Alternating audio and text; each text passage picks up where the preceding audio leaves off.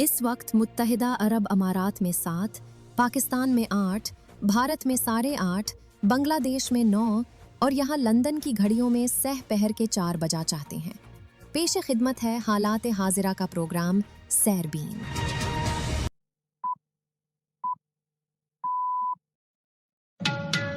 15 जून के सैरबीन से जावेद चौधरी का सलाम।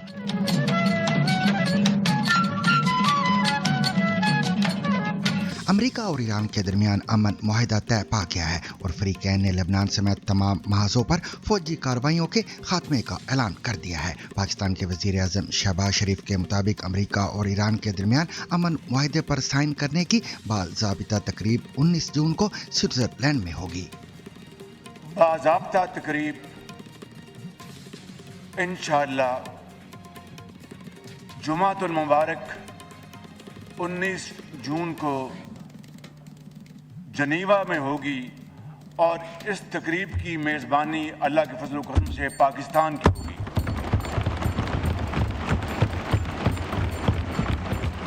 दूसरी जानिब सदर ट्रंप ने भी अमन मुआहिदा तय पाने की तस्दीक करते हुए कहा है कि उन्होंने ईरान की बहरी नाकाबंदी के फौरी खात्मे की मंजूरी दे दी है, जबकि ईरान के नायब वजीर खारजा काजिम गरीब आबादी ने सरकारी मीडिया पर मुआहिदे की तस्दीक कर दी है, जबकि अमरीकी नायब सदर जेडी वैंस का कहना है कि ईरान के साथ ये मुआहिदा आइंदा 50 बरसों के लिए मशरक़ वस्ता को बिल्कुल तब्दील कर देगा।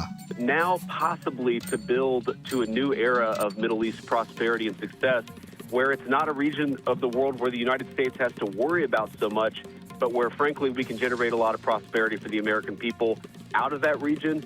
That's a very, very big win, and it all happened because उधर कतर और बरतानिया के वज़राए आज़म समेत मुतअद्दिद आलमी रहनुमाओं ने अमन मुआहिदे का खैर मकदम करते हुए पाकिस्तान की सालिसी की कोशिशों को सराहा है, जबकि मुआहिदे की खबर सामने आने के बाद आलमी मंडी में तेल की कीमतों में नुमाया कमी देखने में आई है। दूसरी जनिब इसराइली वज़ीर दिफा का कहना है कि हमारी फौज गैर मुअय्यना मुद्दत तक लेबनान में मौजूद रहेगी।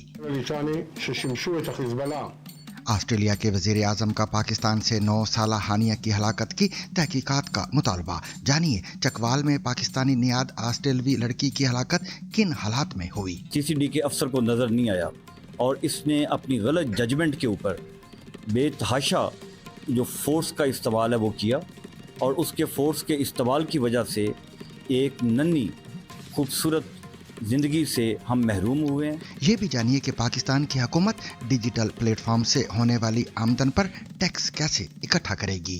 खुफिया काफले का 160 किलोमीटर का सफर। जानिए उस रात के बारे में जब वेनेजुएला का अफजुदा यूरेनियम खामोशी से अमेरिका मुंतकिल किया गया। अप्रैल 2026 के अवाखिर की एक रात वेनेजुएला का एक फौजी काफला 160 किलोमीटर का फासला मुकम्मल राजदारी के साथ तय करते हुए कराकस के मदाफात में वाक़े IVIC यानी वेनेजुएला इंस्टीट्यूट ऑफ रिसर्च से रियासत काराबोबो की बंदरगाह पहुंचा। इसके अलावा मजीद खबरें भी आज के सैरबीन में शामिल रहेंगी, मगर हमेशा की तरह पहले अहम आलमी खबरों का खुलासा।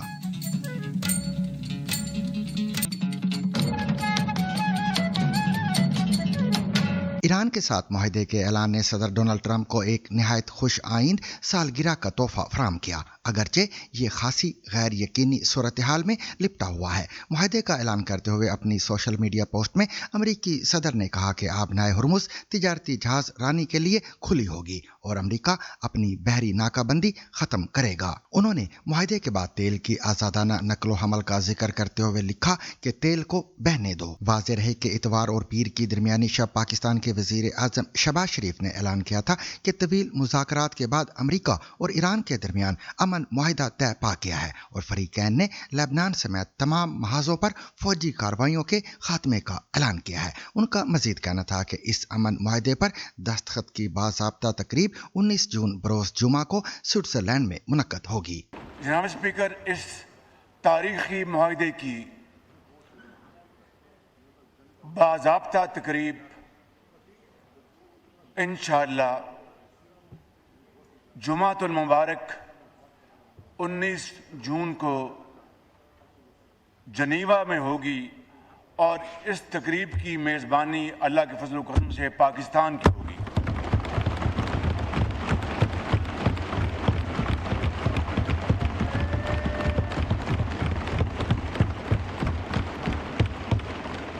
इसी दौरान सदर ट्रंप का कहना था कि माजी के अमरीकी सदूर की नाकामियों के बरक्स मैंने एक बेहतरीन मुआहिदा हासिल किया जो पूरे खित्ते में अमन और सलामती लाएगा। याद रहे कि इस तरह का मुबालगा डोनाल्ड ट्रंप के लिए नया नहीं है। गुज़िश्ता साल गजा जंग के खात्मे से मुतल्लक उनके बयानात हमेशा के लिए अमन और अकीदे, उम्मीद और खुदा के दौर का आगाज जैसे अल्फाज पर मुश्तमिल थे, हालांकि ज़मीनी हकाइक इससे मुख्तलिफ थे। ऐसे आला सतह के सिफारती मुआहदे में कामयाबी या नाकामी अमूमन तफसीलात पर मुनहसर होती है और यहाँ तफसीलात कम हैं। पाकिस्तान के वज़ीर आज़म शहबाज शरीफ ने ऐलान किया कि तवील और पेचीदा मुज़ाकरात के बाद अमेरिका और ईरान एक अमन मुआहदे पर मुत्तफ़िक हो गए हैं, जिस पर 19 जून को जिनीवा में साइन किए जाएंगे और इस तकरीब की मेज़बानी पाकिस्तान करेगा। अमेरिकी सदर डोनाल्ड ट्रंप ने इस पेशरफ्त को अपनी सियासी जिंदगी की एक बड़ी कामयाबी करार देते हुए कहा है कि आबनाए हुर्मुज़ दोबारा तिजारती जहाज रानी के लिए खोल दी जाएगी। अमेरिका ईरानी बंदरगाहों की बहरी नाकाबंदी खत्म करेगा और तेल की आज़ादाना तरसील बहाल होगी। उनके अल्फाज थे, तेल को बहने दें। इसी दौरान अमेरिकी नायब सदर जेडी वैंस ने फॉक्स न्यूज़ को बताया कि ईरान के साथ होने वाला मुआहिदा आइंदा 50 बरसों के लिए मशरक़ वस्ता को बिल्कुल बदल कर रख सकता है। उनका कहना था कि यह खित्ता मेरी पूरी जिंदगी के दौरान और इससे पहले से भी मसाइल का शिकार रहा है। वैंस का कहना था कि डोनाल्ड ट्रंप ईरान के खतरे को ख़त्म करने में कामयाब रहे हैं। अमेरिकी नायब सदर का यह भी कहना है कि अब मशरक़ वस्ता में खुशहाली और कामयाबी के एक नए दौर की बुनियाद रखना मुमकिन होगा। उनका मजीद कहना है कि हम इस खित्ते से अमेरिकी आवाम के लिए भी खासी खुशहाली पैदा कर सकते हैं। As Iran meets their end of the obligation, but if the Iranians comply with this deal, it is going to fundamentally transform the Middle East for the next 50 years. It's going to end the war. It's going to make the Middle East more investable. It's going to mean a lot of prosperity, lower energy prices for the American people. This region of the world has been a basket case for my entire life and longer than that. And what the president has really set us to do is to certainly eliminate the nuclear threat of Iran. That's done. But now possibly to build to a new era of Middle East prosperity and success. लेकिन सवाल यह है कि क्या वाकई जंग खत्म हो गई है या ये सिर्फ एक आरजी वक्फा है। 28 फरवरी को अमेरिका और इसराइल की जानिब से ईरान पर फिजाई हमलों के बाद खित्ते में कशीदगी इंतहाई खतरनाक सतह तक पहुंच गई थी। जवाबी इक़दामात में आबनाए हुर्मुज़ बंद कर दी गई, जहां से दुनिया की तकरीबन 5वें हिस्से की तेल की तरसील गुजरती है। चंद ही दिनों में आलमी मंडियों में तेल की कीमतें बढ़ गईं। शिपिंग कंपनियों ने अपने जहाज रोक दिए और दुनिया को 1970 की दहाई के तेल बहरान जैसे खदशात लाहक हो गए। अमेरिका में महंगाई में इजाफा हुआ, जबकि ईरानी मईशत जो पहले ही पाबंदियों के बोझ तले दबी हुई थी मजीद दबाव में आ गई। इसी पस मंजर में कतर, सऊदी अरब, तुर्की और पाकिस्तान की सिफारती कोशिशें तेज हुई।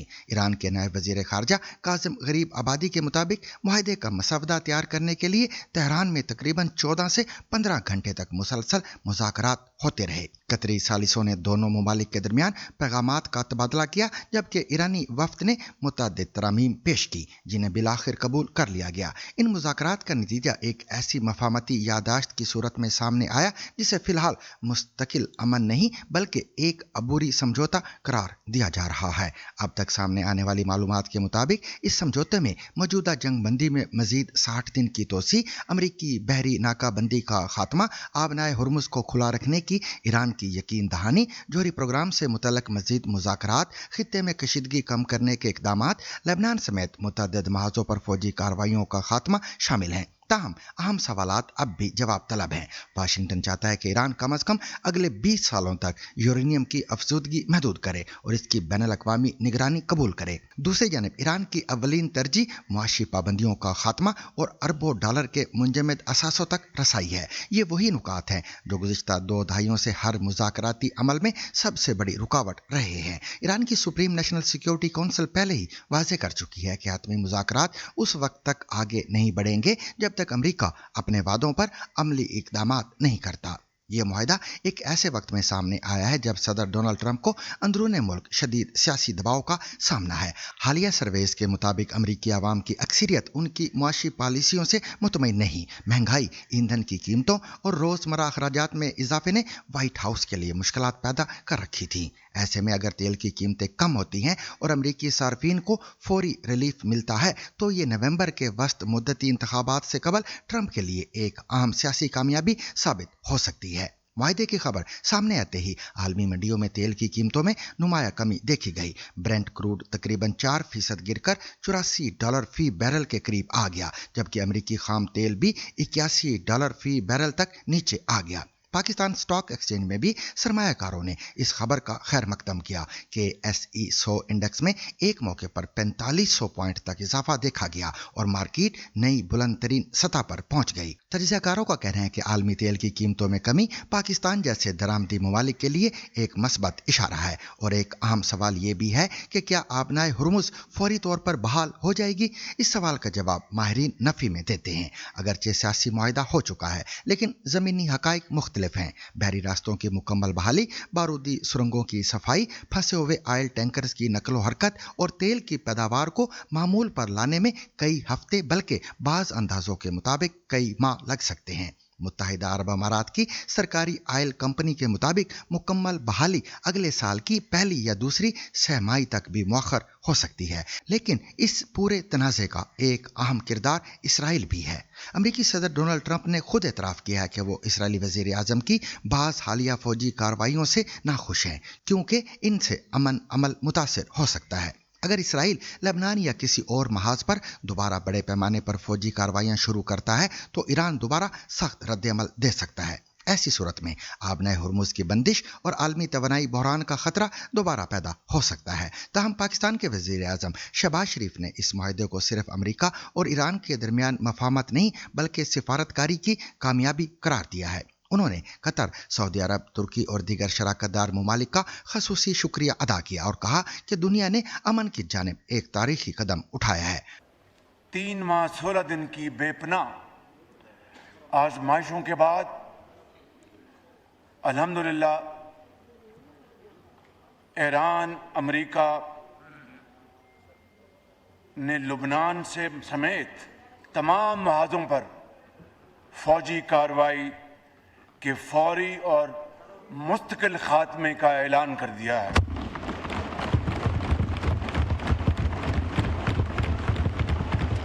لیکن سب سے اہم سوال یہ ہے کہ کیا یہ امن مستقل ثابت ہوگا؟ تاریخ گواہ ہے کہ مشرق وسطیٰ میں امن معاہدے اکثر کاغذ پر آسان اور زمین پر مشکل ثابت ہوئے ہیں۔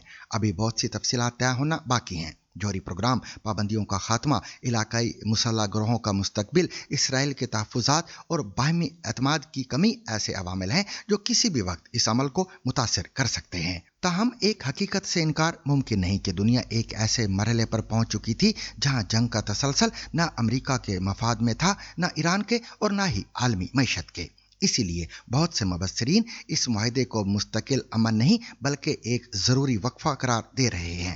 یہ وقفہ مشرق وسطیٰ کو استحکام کی طرف لے جاتا ہے یا ایک نئے بحران کی طرف؟ اس کا فیصلہ آئندہ 60 دنوں میں ہونے والے مذاکرات کریں گے۔ فی الحال دنیا کی نظریں جنیوا پر لگی ہوئی ہیں، جہاں چند دن بعد ہونے والی تقریب شاید آنے والے برسوں کی علاقائی سیاست کا رخ متعین کریں۔ دوسری جانب آج فرانس میں G7 ممالک کا اجلاس بھی ہو رہا ہے، جہاں دیگر معاملات کے علاوہ ایران اور امریکہ کے درمیان طے ہونے والا معاہدہ بھی زیر بحث آنے کا امکان ہے۔ اگرچہ تہران اور واشنگٹن کے درمیان معاہدے پر دستخط جمعے کے روز متوقع ہیں، تاہم G7 ارکان کی جانب سے ڈونلڈ ٹرمپ سے اس معاہدے بالخصوص آبنائے ہرمز کھولے جانے سے متعلق سوال پوچھے جانے کا امکان ہے۔ اس سے قبل فرانس کے صدر ایمانوئل میخواں نے کہا ہے کہ اجلاس کے دوران نئے معاہدے کے تحت لبنان کی حمایت کا معاملہ بھی اٹھایا جائے گا۔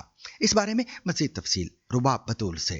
امریکہ اور ایران کے درمیان امن معاہدہ طے پا گیا ہے۔ پاکستان کے وزیر اعظم شہباز شریف نے اس معاہدے کے طے پا جانے کا اعلان کرتے ہوئے کہا کہ طویل مذاکرات کے بعد امریکہ اور ایران اس امن معاہدے پر متفق ہوئے ہیں۔ شہباز شریف کے مطابق فریقین نے لبنان سمیت تمام محاذوں پر فوجی کارروائیوں کے خاتمے کا بھی اعلان کر دیا ہے۔ صدر ٹرمپ نے بھی امن معاہدہ طے پا جانے کی تصدیق کرتے ہوئے کہا ہے کہ انہوں نے ایران کی بحری ناکہ بندی کے فوری خاتمے کی منظوری دے دی ہے۔ ایران کے نائب وزیر خارجہ کاظم غریب آبادی نے ایرانی سرکاری میڈیا سے اس معاہدے کے بارے میں گفتگو کی اور کہا کہ تقریباً 14 سے 15 گھنٹے طویل مذاکرات ہوئے، جس کے دوران ہم نے اسلامی جمہوریہ ایران کی جانب سے متن میں حتمی ترامیم پیش کی۔ بالآخر ان ترامیم کو قبول کر لیا گیا اور اسلام آباد مفاہمتی یادداشت کے متن کو حتمی شکل دے دی گئی۔ ان کا مزید کہنا تھا کہ حتمی معاہدے پر 60 روز کے اندر مذاکرات ہوں گے، جس کے دوران ایران کو کئی امور پر بات کرنی ہے اور اس کی اولین ترجیح اس پر عائد تمام پابندیوں کا خاتمہ ہے۔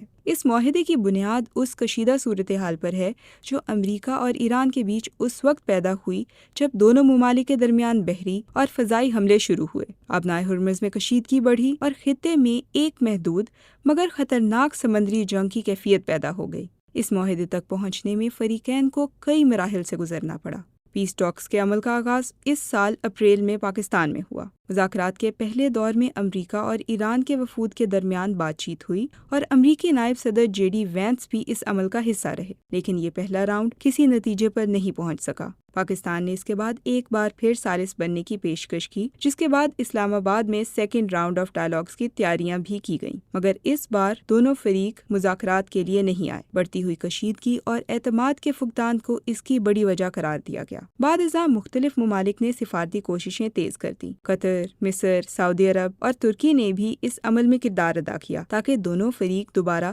مذاکرات کی طرف آئیں۔ اسی دوران ایک عارضی جنگ بندی بھی قائم ہوئی، لیکن رپورٹس کے مطابق دونوں سائٹس کی طرف سے اس کی بار بار وائلیشن ہوئی۔ امریکہ اور ایران دونوں کی جانب سے بحری، ڈرون اور میزائل حملے کیے گئے اور جوابی کارروائیاں کی گئیں۔ اسی عرصے میں لبنان اور اسرائیل کے درمیان کشیدگی بھی بڑھ گئی، جس نے خطے کی مجموعی صورتحال کو مزید غیر مستحکم کر دیا۔ سفارتی سطح پر رابطے جاری رہے۔ پاکستانی وزیر داخلہ محسن نقوی کے دورہ ایران، فیلڈ مارشل عاصم منیر کی علاقائی ملاقاتیں اور صدر ٹرمپ کے بیانات، یہ سب اس عمل کا حصہ رہے۔ اب تازہ ترین پیش رفت یہ ہے کہ امریکہ اور ایران کے درمیان ایک ڈیل پر اتفاق ہو چکا ہے۔ شہباز شریف کے مطابق امریکہ ایران امن معاہدے پر دستخط کی باضابطہ تقریب 19 جون کو سوئٹزرلینڈ میں ہوگی۔ اسرائیل کے وزیر دفاع اسرائیل کاٹس نے کہا کہ اسرائیلی فوج لبنان میں اپنی موجودگی بغیر کسی وقت کی پابندی کے برقرار رکھے گی۔ یہ بیان ایک ایسے وقت میں سامنے آیا ہے جب امریکی اور اسرائیلی حکام کے درمیان ایک ابتدائی نوعیت کے معاہدے کا اعلان کیا گیا ہے، جسے پاکستان کی ثالثی سے طے کیا گیا۔ ثالثوں کے مطابق اس معاہدے میں لبنان سمیت تمام محاذوں پر فوجی کارروائیوں کے خاتمے کی شق شامل ہے۔ عبرانی زبان میں جاری اپنے بیان میں اسرائیل کاٹس نے کہا کہ اسرائیل موجودہ اور متوقع بین الاقوامی دباؤ کے باوجود لبنان سے اسرائیلی فوج کے انخلاء کی مخالفت کرتا ہے۔ انہوں نے کہا کہ وزیر اعظم بنیامین نیتن یاہو کے ساتھ اتفاق رائے کے تحت اسرائیلی فوج لبنان، شام اور غزہ میں قائم سیکیورٹی زونز میں غیر معینہ مدت تک موجود رہے گی۔ وزیر دفاع کے مطابق اسرائیل کی سرحدوں کے تحفظ کے لیے شدت پسندوں کی تمام تنصیبات کو تباہ کیا جائے گا اور اسرائیل نے اپنے اس موقف سے امریکی حکام کو بھی آگاہ کر دیا ہے۔ اسرائیل کاٹس نے مزید کہا کہ اگر لبنان کے واقعات کے باعث ایران اسرائیل پر حملہ کرتا ہے تو اسرائیل پوری قوت کے ساتھ جواب دے گا۔ اسی دوران اسرائیل کے دائیں بازو سے تعلق رکھنے والے قومی سلامتی کے وزیر نے اس معاہدے پر رد عمل دیتے ہوئے کہا ہے کہ ہم اس معاہدے کے شراکت دار نہیں جو ہماری سلامتی کو یقینی نہیں بناتا اور نہ ہی یہ ہمیں کسی طور پر پابند کرتا ہے۔ انہوں نے لبنان سے تعلق رکھنے والے اس مسلح سیاسی گروپ کے خلاف کارروائیاں جاری رکھنے پر زور دیتے ہوئے کہا کہ اسرائیل کو حزب اللہ کے خاتمے سے کم کسی چیز پر اکتفا نہیں کرنا چاہیے۔ لبنان سے اسرائیل کی جانب بھیجا جانے والا ہر ڈرون بغیر پائلٹ طیارہ یا میزائل داہیہ میں اسرائیلی حملے کا باعث بنے گا۔ بن گویرا اکثر اپنی ہی حکومت پر تنقید کرتے رہے ہیں اور برطانیہ اور دیگر ممالک کی جانب سے ان پر فلسطینیوں کے خلاف بار بار تشدد پر اکسانے کے الزامات کے تحت پابندیاں بھی عائد کی جا چکی ہیں۔ دوسری جانب ایران کے وزیر خارجہ عباس اراغچی نے کہا ہے کہ لبنان پر اسرائیلی حملوں کا مکمل خاتمہ ناگزیر ہے۔ ایرانی وزیر خارجہ نے آج صبح ترکی، عراق اور مصر کے اپنے ہم منصبوں سے ٹیلی فونک رابطے کیے۔ اراغچی نے اپنے ٹیلی گرام پیغام میں بتایا کہ دیگر رہنماؤں سے ہونے والی بات چیت کے دوران لبنان کی صورتحال اور خطے میں کشیدگی کے خاتمے پر تبادلہ خیال کیا گیا ہے۔ انہوں نے زور دیا کہ لبنان پر اسرائیلی حملوں کو مکمل طور پر روکا جانا چاہیے۔ اراغچی نے اس حوالے سے امریکہ کی ذمہ داری کا بھی ذکر کرتے ہوئے کہا کہ معاہدے پر عمل درآمد کو یقینی بنانے میں واشنگٹن کا کردار اہم ہے۔ पाकिस्तान के शहर चकवाल में 9 साला पाकिस्तानी नियाद ऑस्ट्रेलवी बच्ची हानिया अहमद की हलाकत के वाक़े पर ऑस्ट्रेलिया के वज़ीर आज़म एंथनी अल्बानीज़ ने पाकिस्तानी हुकाम से मुकम्मल और शफाफ तहकीकात का मुतालबा किया है। उनका कहना है कि इस वाक़े की हर पहलू से जांच होनी चाहिए ताकि हकीकत सामने आ सके और मुतासरा ख़ानदान को इंसाफ मिल सके। ये वाक़या 10 जून को पेश आया जब हानिया अपने अहले खाना के साथ पंजाब के शहर चकवाल में छुट्टियां गुजार रही थी। पुलिस के मुताबिक मुसल्लह डाकुओं ने किराए की गाड़ी में मौजूद खानदान को यरगमाल बनाया और इसी दौरान फायरिंग का तबादला शुरू हो गया। इसी दौरान एक पुलिस एहलकार ने मुबैना तौर पर गलत फहमी में गाड़ी पर फायरिंग कर दी, जिसके नतीजे में 9 साला बच्ची हलाक और उसके वालिद और बड़ा भाई जख्मी हो गए। पंजाब पुलिस का मौक़िफ़ है कि ये कार्रवाई डाकुओं के साथ फायरिंग के तबादले के दौरान हुई और एक एहलकार ने शनाख्त की गलती के बाइस गाड़ी को निशाना बनाया। ताहम मुतासरा खानदान के मुताबिक इब्तिदाई फायरिंग पुलिस की जानिब से की गई थी। पुलिस ने यह भी दावा किया है कि वाक़े के बाद मुबैना डाका जनी में मुलविस 2 अफराद को एक अलग पुलिस मुकाबले में हलाक कर दिया गया है। ताहम उनकी हलाकत के हालात ताहाल वाज़े नहीं किए गए। क्राइम कंट्रोल डिपार्टमेंट यानी CCD के सरबराह सुहेल जफर चट्ठा ने वाक़े को एक एहलकार की संगीन गलती करार देते हुए कहा कि इदारा मुकम्मल तौर पर गैर जानिबदार रहकर तहकीकात करेगा और किसी को तहफ़्फ़ुज़ नहीं दिया जाएगा। उनके मुताबिक एहलकार को मुअत्तल और गिरफ्तार कर लिया गया है जबकि मामला अदालत में ज़ेरे समाअत है। वहाँ पे एक्सचेंज ऑफ फायर हुआ है 2 डाकुओं के साथ। डाकुओं ने गाड़ी के पीछे ओट ली हुई थी और उस फायरिंग के दौरान वो काफ़ी देर वो फायर चला है और फायरिंग के बाद वो डाकू बैक साइड से वहाँ से इस्केप कर गए हैं, फ़रार हो गए हैं। मगर वो जब फ़रार हुए हैं बैक गली से तो वो CCD के अफसर को नज़र नहीं आया और इसने अपनी गलत जजमेंट के ऊपर बेतहाशा जो फ़ोर्स का इस्तेमाल है वो किया और उसके फ़ोर्स के इस्तेमाल की वजह से एक नन्ही खूबसूरत ज़िंदगी से हम महरूम हुए हैं और 2 उसमें ज़ख्मी हुए हैं। अल्लाह ताला का फ़ज़ल है कि दोनों ज़ख्मी अब खैरियत से हैं और वो रिकवर कर रहे हैं बड़ी तेज़ी से। नंबर 1। नंबर 2, उसके बाद हमने FIR दर्ज की है। FIR दर्ज करने के बाद जो पुलिस ऑफिसर था उसको हमने पहले सस्पेंड किया था और उसको डिटेन किया था और FIR के इंदराज के बाद आफ्टर कलेक्शन ऑफ एविडेंस हमने उसको गिरफ़्तार कर लिया और उसको मजिस्ट्रेट के आगे पेश किया गया और वो इस वक्त जुडिशल रिमांड के ऊपर है।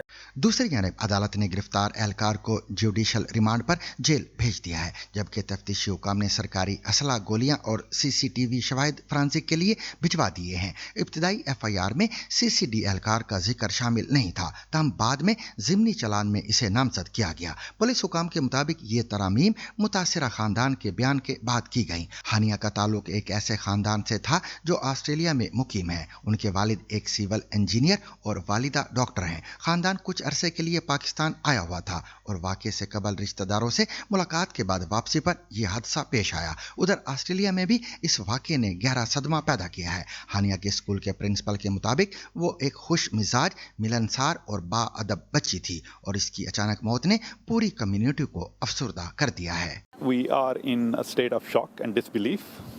It's an extremely tragic event that has happened to this innocent girl and the family. Our thoughts and concerns are with the family and the Pakistani community that live in Western Australia. Pakistan के इंसानी हकूक़ commission की एक report के मुताबिक पंजाब में CCD की कार्रवाइयों के दौरान मुबैना पुलिस मुकाबलों में नुमाया इजाफा देखा गया है, जिस पर मावराई अदालत हलाकतों के खदशात जाहिर किए जा रहे हैं। मुकामी ज़राए अबलाग में शाया होने वाली रिपोर्ट्स की बुनियाद पर HRCP ने 2025 के 8 माह के अरसे में कम अज़ कम 670 CCD मुकाबलों को दस्तावेजी शक्ल दी, जिनमें 924 मुलजिम हलाक किए गए, जबकि इसी मुद्दत में सिर्फ 2 पुलिस एहलकार मारे गए। हलाकतों का ये शदीद अदम तवाज़न यानी औसतन रोज़ाना 2 से ज़्यादा जान लेवा मुकाबले और मुख्तलिफ इज़ला में कार्रवाइयों के अंदाज में यकसानियत इस बात की निशानदेही करती है कि ये इनफरादी बेज़ाब्तगी के वाक़यात नहीं बल्कि एक इदारती तर्ज़ अमल है। तहकीकाती टीम ने ज़ख्मी वालिद का बयान भी रिकॉर्ड कर लिया है और आइंदा दिनों में हतमी रिपोर्ट पेश किए जाने की तवक्को है। ये वाक़या न सिर्फ एक ख़ानदान के लिए अलमनाक सानहा बनकर सामने आया है बल्कि पुलिस कार्रवाइयों के तरीक़ाकार और मुबैना मुकाबलों की नोयत पर भी नए सवालात उठा रहा है। انویسٹیگیشن چل رہی ہے، انویسٹیگیشن آگے یہ کیس ہے، اس نے اپنے طریقے سے آگے بڑھنا ہے، یہ آگے بڑھتا رہے گا. مجھے پتہ ہی نہیں ہے کہ کیا کیا، پوچھ لیں، میں نے ان سے پوچھا ہے کہ کیا کیا انہوں نے، تو میں آپ کو جواب دوں. میں نے ابھی تک نہ پوچھا ہے نہ یہ ریکویسٹ کی ہے کہ انصاف کریں. جی الحمدللہ اچھی ہے، وہ ریکور کر رہے ہیں. جی بالکل، ہم مطمئن ہیں ان کی ریکوری سے. ان کے اپنے چچا میڈیکل اسپیشلسٹ، وہ ان کو بہترین جو ہے وہ ٹریٹمنٹ دلوا رہے ہیں، اور ہم ٹریٹمنٹ سے بھی مطمئن ہیں، ان کی صحت سے بھی. پاکستان میں ڈیجیٹل معیشت تیزی سے وسعت اختیار کر رہی ہے اور سوشل میڈیا اب صرف تفریح کا ذریعہ نہیں بلکہ لاکھوں افراد کے لیے آمدن کا ایک اہم راستہ بن چکا ہے. اسی تناظر میں حکومت نے آئندہ مالی سال کے بجٹ میں یوٹیوب، فیس بک، ٹک ٹاک اور دیگر ڈیجیٹل پلیٹ فارم سے حاصل ہونے والی آمدن پر 5% ود ہولڈنگ ٹیکس عائد کرنے کی تجویز دی ہے، جس پر کانٹینٹ کریٹرز اور ماہرین کے درمیان بحث جاری ہے. حکومتی موقف ہے کہ اس اقدام کا مقصد ڈیجیٹل معیشت کو ٹیکس نیٹ میں لانا ہے اور بینک یا مالیاتی ادارے سوشل میڈیا سے حاصل آمدن پر ٹیکس کاٹ کر باقی رقم صارفین کو ادا کریں گے، بالکل اسی طرح جیسے تنخواہوں پر ٹیکس کٹوتی کی جاتی ہے. پاکستان میں یوٹیوب کانٹینٹ کریٹرز کے لیے سب سے بڑا پلیٹ فارم ہے. ماہرین کے مطابق یوٹیوب کا اوسط RPM تقریباً 1000 ویوز پر 6 امریکی سینٹ ہے، یعنی اگر کسی ویڈیو کو 10 لاکھ ویوز ملے تو اس سے تقریباً $600 آمدن حاصل ہو سکتی ہے. مختلف کیٹیگریز جیسے ٹیکنالوجی اور ایجوکیشن میں یہ ریٹ نسبتاً زیادہ ہوتا ہے. اعداد و شمار کے مطابق پاکستان میں تقریباً 15 کروڑ افراد کو انٹرنیٹ تک رسائی حاصل ہے، جبکہ ملک میں یوٹیوب استعمال کرنے والوں کی تعداد 5 کروڑ 60 لاکھ کے قریب بتائی جاتی ہے. اسی طرح فیس بک صارفین کی تعداد تقریباً 4 کروڑ 90 لاکھ ہے. مجموعی طور پر سوشل میڈیا استعمال کرنے والے افراد کی تعداد 8 کروڑ کے لگ بھگ ہے. گوگل پاکستان کے مطابق ملک میں ہزاروں فعال یوٹیوب چینلز موجود ہیں، جن میں تقریباً 1000 چینلز ایسے ہیں جن کے سبسکرائبرز 10 لاکھ سے زائد ہیں، جبکہ 1 لاکھ سے زائد سبسکرائبرز رکھنے والے چینلز کی تعداد 13,000 سے زیادہ ہے. مزید یہ کہ 95,000 سے زائد چینلز ایسے ہیں جن کے سبسکرائبرز 10,000 سے اوپر ہیں، جو پاکستان میں ڈیجیٹل کنٹینٹ انڈسٹری کے وسیع پھیلاؤ کو ظاہر کرتا ہے. ماہرین کا کہنا ہے کہ یوٹیوب پر نہ صرف نئی ویڈیوز بلکہ پرانی ویڈیوز بھی مسلسل آمدن پیدا کرتی رہتی ہیں، اور ایک عام چینل کی ماہانہ آمدن میں 40% حصہ نئی ویڈیوز جبکہ 60% پرانی ویڈیوز سے آ سکتا ہے. تاہم کانٹینٹ کریٹرز کا موقف ہے کہ اس شعبے میں آمدن غیر مستقل اور اخراجات کے مقابلے میں کم یا زیادہ ہو سکتی ہے، اس لیے صرف مجموعی آمدن پر ٹیکس عائد کرنا عملی مشکلات پیدا کر سکتا ہے. ان کے مطابق کئی یوٹیوبرز اپنی آمدن بیرون ملک اکاؤنٹس یا ڈیجیٹل والیٹس کے ذریعے وصول کرتے ہیں، جس سے ٹیکس نظام مزید پیچیدہ ہو جاتا ہے. مزید یہ کہ اگر کسی یوٹیوب چینل کی ماہانہ آمدن 10 لاکھ روپے ہو لیکن اس کے اخراجات 9 لاکھ روپے ہوں تو اس کی حقیقی آمدنی صرف 1 لاکھ روپے بنتی ہے. ایسے میں اگر 10 لاکھ آمدن پر 5% ٹیکس کاٹا جائے تو یہ 5% نہیں بلکہ 50% ہوگا. حکومت کے مطابق مختلف آپشنز پر غور کیا گیا جن میں ویوز یا سبسکرائبرز کی بنیاد پر ٹیکس شامل تھا، تاہم ابتدائی طور پر صرف آمدن پر 5% ود ہولڈنگ ٹیکس عائد کرنے کی تجویز سامنے آئی ہے. ڈیجیٹل ماہرین کے مطابق پاکستان میں سوشل میڈیا اب ایک بڑی معیشت کی شکل اختیار کر چکا ہے، جس میں لاکھوں نوجوان روزگار اور آمدن کے نئے مواقع تلاش کر رہے ہیں. تاہم اس شعبے کے لیے متوازن اور مشاورت پر مبنی پالیسی ناگزیر ہے تاکہ حکومت اور تخلیق کار دونوں فائدہ اٹھا سکیں.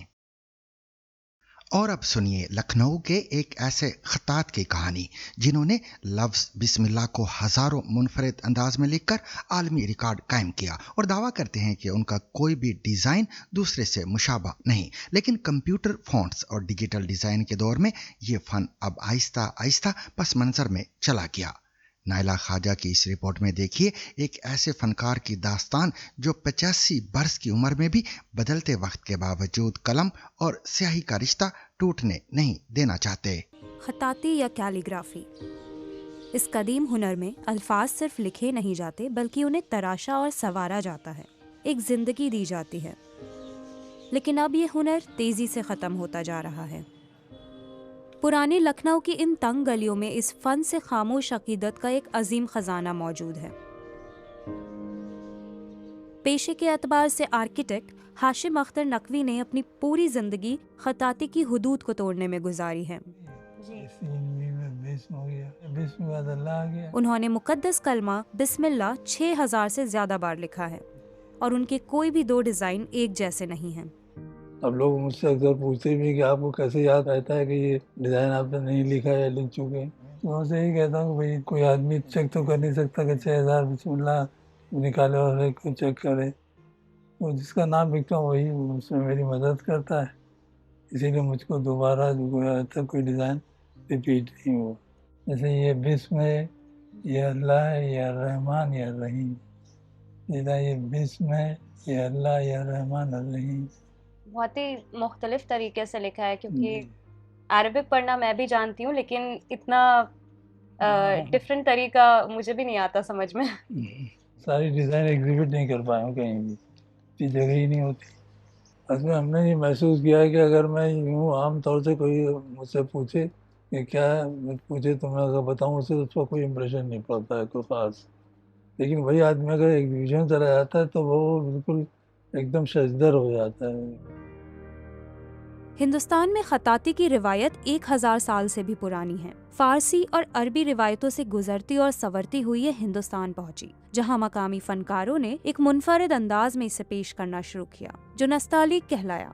शाही घरानों की सरपरस्ती में ये फन अपने उरूज पर पहुंचा और इसके बेपनाह हसीन नमूने उस दौर की इमारतों पर देखे जा सकते हैं, चाहे ताजमहल हो या हुमायूं का मकबरा। लिसानियात, लिंग्विस्टिक आर्ट ऑफ कैलीग्राफी, उसमें मैंने जो जितनी भी इंडियन रीजनल लैंग्वेजेस हैं और नेशनल लैंग्वेज है और जितनी भी फॉरेन लैंग्वेजेस जिनके स्क्रिप्ट डिफरेंट है, उनके स्क्रिप्ट को इस तरह सेट किया है कि आप देखने में समझेंगे कि ये हिंदी में लिखा है या पंजाबी में लिखा है या बंगाली में लिखा है, लेकिन वो पढ़ा आप राइट लेफ्ट ही पढ़ेंगे, आप उर्दू में पढ़ेंगे। आप अपने वर्ल्ड रिकॉर्ड के बारे में कुछ बताइए। वर्ल्ड रिकॉर्ड तो मैंने जब लिखा है तो मैंने उनसे उन्होंने कंटेक्ट किया मुझसे लिम्का वालों ने, तो मैंने उनको बताई डिटेल, तो फिर उन्होंने मुझसे डिज़ाइन मंगवाए, तो वो मैंने बाई पोस्ट भेजे थे उन्हें। उनका ऑफिस कलकत्ते में, कलकत्ता में भेजा था मैंने। उन्होंने अपनी लिम्का वो रिकॉर्ड में लगा था 90 में या 91 में उन्होंने 2 डिज़ाइन उन्होंने छापे थे उसमें उन्होंने मेरे बारे में थोड़ा बहुत दिया। लेकिन फिर वक्त के साथ नई टेक्नोलॉजी आई और कंप्यूटर्स के जरिए प्रिंटिंग आम होने लगी और हाथ से लिखने का ये गैर मामूली फन आहिस्ता आहिस्ता खत्म होता चला गया। ये बहुत ही अफसोसनाक है कि जो इतना खूबसूरत आर्ट है वो धीरे धीरे ख़त्म हो गया है। लखनऊ में चंद लोग ऐसे हैं जो अब भी इस पर काम करते हैं, हालांकि उनकी अर्निंग इसमें नहीं है, दूसरे वो भी प्रोफेशनली दूसरे ही काम करते हैं, लेकिन शौक़ है उनको। लोग ही नहीं रहे जो कैलीग्राफी करें, जो है भी वो बेचारे कोने खुदरों में बैठे हुए हैं, कोई पुरसाने हाल नहीं उनका। मैं भी कितने दिन हूँ, देखिए बहुत अफसोस होता है मुझे ये तब्दीली देख के, इतनी खूबसूरत आर्ट्स को लोगों ने छोड़ दिया। जो बचा वो महज यादों तक महदूद हो गया, नाम की तख्तियाँ, कभी कभार शादी के कार्ड्स या फिर ख़ानदानी यादगारों तक। एक फ़न जो कभी कहानियाँ बयां करता था, आज खुद कहानियों तक सिमटता जा रहा है। लेकिन एक उस्ताद के कांपते हाथों ने अब भी अपने रिवायती कलम की स्याही सूखने नहीं दी है। एक ऐसी दुनिया में जो रफ्तार का मुतालबा करती है, उन्होंने हुरूफ के ख़त खाल को बड़ी खूबसूरती के साथ संभाल कर रखा है। वही 85-86 में जो मैंने पहला लिखा है, उस वक्त मेरे पास ज़्यादा मटेरियल भी नहीं था लिखने का, ना बहुत कलम थे, ना बहुत ब्रश थे, ना कलम थे, ना पेपर थे। पेपर भी मैंने इधर उधर से अरेंज किए, कापियों से फाड़ उन पर लिखा। मैंने इसे कभी कुछ अहम नहीं किया सिवाय एक बार के कि वो गुड़गांव में एक एग्जीबिशन थी जो ये टाटा वालों का म्यूज़ियम है गुड़गांव में, वहाँ एक एग्जीबिशन थी, तो उन्होंने मुझसे 2 पेंटिंग्स लिखवाई थी, काफ़ी बड़ी बड़ी साइज़ की। जो दुनिया सोच से कहीं तेज टाइप करती है, वहाँ खताती हमसे ठहराव का मुतालबा करती है। लेकिन अब इतना वक्त किसके पास है? शायद देर हो चुकी है। जो फन हाथ में है, उन हाथों ने भी कंप्यूटर बनाया है, तो जो फन हाथ का उससे बेहतर तो नहीं हो सकता। हाल ही में वेनेजुएला से आला दर्जा अफजुदा यूरेनियम अमेरिका मुंतकिल किया गया है। ये यूरेनियम वेनेजुएला ने कैसे हासिल किया और फिर अमेरिका के हवाले क्यों किया? तफसील आज के ZBC रीड्स में, जिसे तहरीर किया है एंजल बरमूदे ने, जबकि पेश कर रहे हैं उमर अफरीदी। अप्रैल 2026 के अवाखिर की एक रात वेनेजुएला का एक फौजी काफिला 160 किलोमीटर का फासला मुकम्मल राजदारी के साथ तय करते हुए कराकस के मदाफात में वाक़े IVIC यानी वेनेजुएला इंस्टीट्यूट ऑफ रिसर्च से रियासत काराबोबो की बंदरगाह पहुंचा। ये फौजी कॉन्वॉय किसकी हिफाजत पर मामूर था और इस मामले में इतनी राजदारी क्यों बरती गई? BBC न्यूज़ मोंडो के एंजल बरमूदे की तहरीर पर मबनी BBC रीड्स के साथ मैं उमर आफरीदी हूँ। ये फौजी एक ऐसी गाड़ी की हिफाजत पर मामूर थे जिस पर लदे एक कंटेनर में तकरीबन 13 किलोग्राम आला दर्जे का अफजुदा यूरेनियम था। कंटेनर की हतमी मंजिल थी अमरीका। इस ऑपरेशन में वेनेजुएला, अमेरिका और बरतानिया के अलावा बैनुल अक़वामी जोहरी एजेंसी या IAEA ने भी हिस्सा लिया। 8 मई को एजेंसी ने कहा कि ये एक मुश्तरका और एहतियात से प्लान की गई मुहिम थी जिसे सख्त हिफाजती इंतजामात में अंजाम दिया गया, क्योंकि इस किस्म का जोहरी मवाद अगर गलत हाथों में चला जाए तो फैलाव या सलामती के लिए ख़तरा बन सकता है। आला अफजुदा यूरेनियम या HVU यूरेनियम 20% से ज़्यादा अफजुदा होता है। रॉयल यूनाइटेड सर्विसेज इंस्टीट्यूट से वाबस्ता न्यूक्लियर ग्रुप के महक़िक़ जैक क्रॉफोर्ड कहते हैं कि इस तरह का यूरेनियम दुनिया भर में जोहरी रिएक्टरों में पुरअमन मकासद के लिए इस्तेमाल होता है, मगर इसे बम बनाने के लिए भी इस्तेमाल में लाया जा सकता है। क्रॉफोर्ड के मुताबिक वो 13 किलोग्राम आला दर्जे का अफजुदा यूरेनियम जो वेनेजुएला से निकाला गया दरहकीकत इस काबिल है कि इसे मज़ीद साफ़ करके एक छोटा जोहरी हथियार बनाया जा सके। वो कहते हैं कि इसमें यूरेनियम 235 की मिकदार सिर्फ 20% से कुछ ज़्यादा थी, जबकि यूरेनियम को एटमी हथियार में इस्तेमाल करने के लिए उसका 90% अफजुदा होना लाजमी है। वेनेजुएला की हुकूमत के ईरान, रूस, क्यूबा और शुमाली कोरिया के साथ ताल्लुकात कई बरसों से अमरीकी हुकूमत के लिए तशवीश का बायस रहे हैं। BBC वेरीफाई ने जिन माहिरीन से बात की उनके मुताबिक ये मामला IAEA के लिए भी तशवीश का बायस था। वेनेजुएला ने आला दर्जे का अफजुदा यूरेनियम कैसे हासिल किया और इसे अमेरिका के हवाले क्यों किया? ये यूरेनियम RV-1 नामी रिएक्टर में बतौर ईंधन इस्तेमाल होता था, जो लातीनी अमेरिका का पहला जोहरी रिएक्टर था। ये तजुर्बाती रिएक्टर 1960 की दहाई के शुरू में वेनेजुएला के साइंसी रिसर्च इंस्टीट्यूट में नस्ब किया गया था और अमेरिकी सदर आइजनहावर के एटम्स फॉर पीस प्रोग्राम का हिस्सा था। आइजनहावर समझते थे कि जंगी मकासद के लिए इस्तेमाल होने वाली जोहरी टेक्नोलॉजी ख़तरा बन चुकी है और सिर्फ इस ख़तरे को कम करना काफ़ी नहीं, बल्कि इस टेक्नोलॉजी को इंसानियत के फ़ायदे के लिए इस्तेमाल करना चाहिए। उन्हीं की तजवीज़ पर अक़वाम मुत्तहिदा के तहत एक जोहरी तवानाई की एजेंसी वजूद में आई, जिसका मकसद उन तरीक़ों की निशानदही करना था जिनसे जोहरी मवाद पुरअमन मकासद के लिए इस्तेमाल हो। ख्याल था कि जो ममालिक जोहरी मवाद बनाते हैं वो इसे अक़वाम मुत्तहिदा की उस एजेंसी को दें जो इसे महफूज रखे और फिर इसे ऐसे साइंसदानों को दे जो उसके पुरअमन इस्तेमाल पर तहकीक करें। मार्च 1955 में आइजनहावर हुकूमत ने एक और अहम कदम उठाया और अमरीकी एटॉमिक एनर्जी कमीशन को इजाज़त दी कि वो आज़ाद दुनिया यानी मगरिब के ज़ेर असर ममालिक को महदूद मिकदार में ऐसा मवाद दे जिससे जोहरी रद्द-ए-अमल पैदा किया जा सकता हो और साथ ही जोहरी रिएक्टर बनाने में मदद भी फराहम करे। एक बरस बाद वेनेजुएला की हुकूमत ने अमरीकी कंपनी जनरल इलेक्ट्रिक से 3 मेगावाट का RV-1 रिएक्टर ख़रीदा, जिसका इफ्तिताह नवंबर 1960 में हुआ। वेनेजुएलन हुकाम के मुताबिक RV-1 रिएक्टर को 1991 में जुज़वी तौर पर और 97 में मुकम्मल बंद कर दिया गया था। इसमें से जोहरी ईंधन का कुछ हिस्सा निकाल लिया गया था, जबकि बकिया पर सख्त पहरा बिठा दिया गया था। बाद में इस रिएक्टर की हैयत बदल कर इसे गैमा शुआओं के ज़रिए तिब्बी आलात वगैरह को जरासीम से पाक करने के लिए इस्तेमाल किया जाने लगा। IAEA के मुताबिक जब तक RV-1 काम करता रहा, इसमें इस्तेमाल होने वाला जोहरी ईंधन अमेरिका और बरतानिया से हासिल किया जाता रहा। बरतानवी हुकूमत ने BBC वेरीफाई को बताया कि वेनेजुएला ने 2017 में IAEA से बाकी मानदा जोहरी ईंधन निकालने की दरख्वास्त की, जिसके बाद बरतानिया इस मनसूबाबंदी में शामिल हुआ। लेकिन 3 जनवरी 2026 को امریکی فوجی آپریشن میں وینزویلا کے صدر نکولس مدورو کی گرفتاری نے بظاہر اس بات میں اہم کردار ادا کیا کہ بالآخر یورینیم نکالنے کے لیے یہ کارروائی عمل میں لائی گئی۔ وینزویلا کے وزیر خارجہ کے مطابق امریکی فوجی کارروائی سائنسی ریسرچ کے ادارے IVIC کے ہیڈ کوارٹر کے قریب پرانے ری ایکٹر سے تقریباً 50 میٹر کے فاصلے پر رہ گئی تھی۔ اس کے بعد اپریل کے آغاز میں یہ خفیہ کارروائی شروع کی گئی، جس میں وینزویلا کے حکام، امریکہ کی نیشنل نیوکلیئر سیکیورٹی ایڈمنسٹریشن اور برطانوی حکومت نے حصہ لیا۔ وینزویلا کے حکام کے مطابق بین الاقوامی ایجنسی اس بات کی ذمہ دار تھی کہ حفاظتی اقدامات کی نگرانی کرے، تکنیکی جانچ پڑتال کرے اور ادارہ جاتی طور پر اس عمل میں ساتھ دے اور وینزویلا کے عملے کو تربیت فراہم کرے۔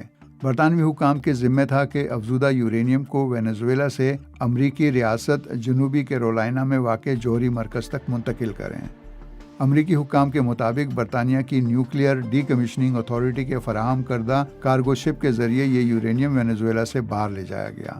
برطانیہ کے ادارے آفس آف نیوکلیئر ریگولیشن نے کہا کہ یہ ایک نہایت منظم کارروائی تھی۔ امریکی محکمہ خارجہ کے مطابق مئی کے آغاز تک 7340 کلو گرام سے زیادہ ویپن گریڈ جوہری مواد کو ہٹایا یا تلف کر دیا گیا تھا۔ IAEA کے مطابق اگرچہ 1960 اور 1970 کی دہائی میں بنائے گئے زیادہ تر تحقیقی جوہری ری ایکٹروں کو تجربات کے لیے اعلیٰ درجے کا افزودہ یورینیم درکار ہوتا تھا، اب یہی کام 20% سے کم افزودہ یورینیم 235 سے لیا جاتا ہے۔ ادارے کے مطابق دنیا بھر میں 100 سے زیادہ تحقیقی ری ایکٹرز اور طبی آئسوٹوپ بنانے والی تنصیبات کو کم افزودہ یورینیم سے چلنے کے قابل بنایا جا چکا ہے یا انہیں بند کر دیا گیا ہے۔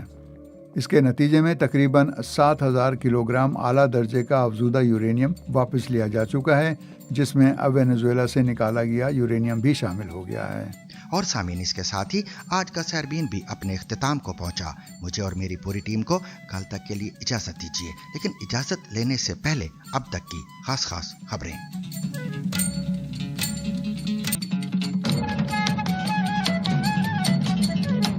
اسرائیل کے انتہائی دائیں بازو سے تعلق رکھنے والے وزیر خزانہ بیزلیل سموٹریچ نے امریکہ اور ایران کے درمیان طے پانے والے معاہدے کو اسرائیل اور پوری دنیا کے لیے نقصان دہ قرار دیا ہے۔ فرانسیسی خبر رساں ادارے AFP کے مطابق ایکس پر اپنے بیان میں سموٹریچ نے کہا کہ اسرائیل کو ایرانی حکومت کے خاتمے کے لیے مہم خود جاری رکھنا ہوگی اور یہ یقینی بنانا ہوگا کہ ایران کبھی بھی جوہری ہتھیار حاصل نہ کر سکے۔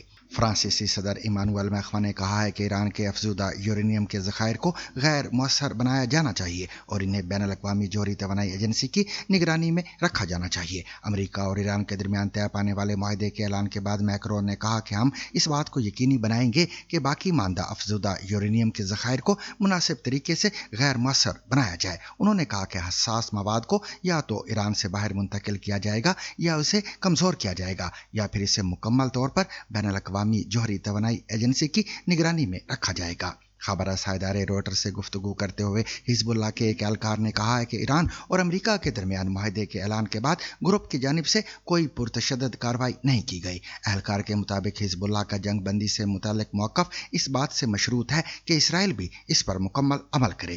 ایران کی وزارت خارجہ کے ترجمان اسماعیل بقائی نے کہا ہے کہ معاہدے پر دستخط کے فوراً بعد ایران کو بغیر کسی رکاوٹ کے تیل فروخت کرنے کے قابل ہونا چاہیے۔ انہوں نے کہا کہ جوہری مسئلہ اس مفاہمتی یادداشت میں شامل نہیں کیا گیا اور اس پر بات چیت معاہدے پر دستخط کے اگلے روز شروع ہوگی۔ اسماعیل بقائی کے مطابق تفصیلات پر ابھی بات نہیں ہوئی، تاہم ایران کے جوہری پروگرام سے متعلق موقف واضح ہے۔